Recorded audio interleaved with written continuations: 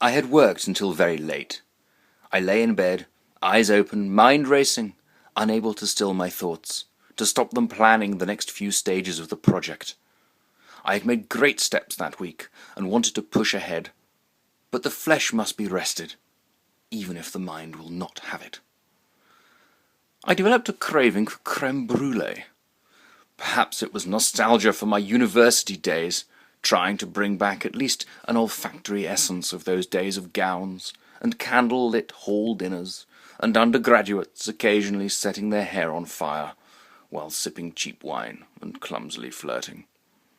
I will admit, this is not the simplest craving to satisfy at around 3 in the morning. The previous week I had purchased a cook's blowtorch, but frankly found it rather disappointing. The flame was small, it burnt through the butane canister quickly, and it took far too long to brown the pudding. That week I upgraded to a plumber's blowtorch, but had not had a chance to test it on sugared custard. As I have said, it was a balmy night, and I padded downstairs to stand naked in the kitchen, cooling myself by the open fridge, while stirring the custard mixture on the hob at arm's length. Finally I decanted it into 6 ramekins, and generously sprinkled the coarsely granulated golden sugar over them. A twist and click locked the gas canister into place. A squeeze on the trigger produced the flame, a good long blue tongue licking the tops of the puddings, which quickly darkened under it. Unfortunately, my foot slipped slightly on the wet tiled floor, and my aim faltered, and I partially incinerated a dishcloth which someone had left lying on the countertop. I had told Sandy time and again that the correct place for dishcloths was over the radiator when wet, or over the little pull-out rail cleverly nestling between 2 cupboards when dry. But dump them on the side she still did.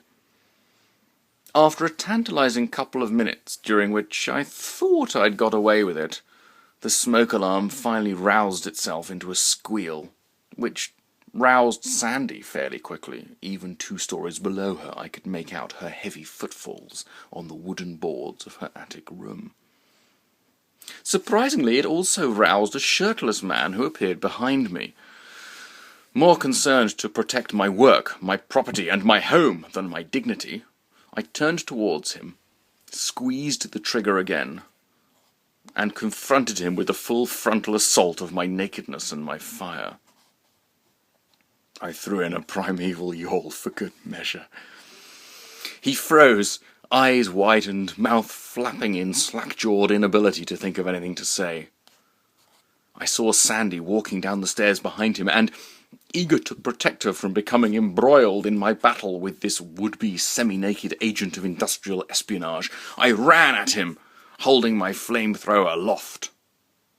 He turned and ran for the front door.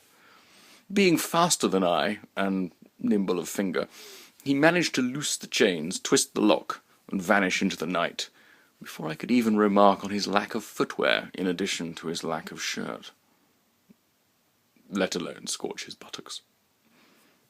Sandy denied that he had been in her room, declared that he must have been a burglar, swore blind that he was not the father of her unborn child, and, having said her piece, began to waddle off to bed. "In that case," I responded, "I must telephone the police, for they must investigate this attempted burglary, this breaking and entering, this dirty trick that my competitors in the industry are playing." "If you must," she responded, "but do remember to put some clothes on before they come."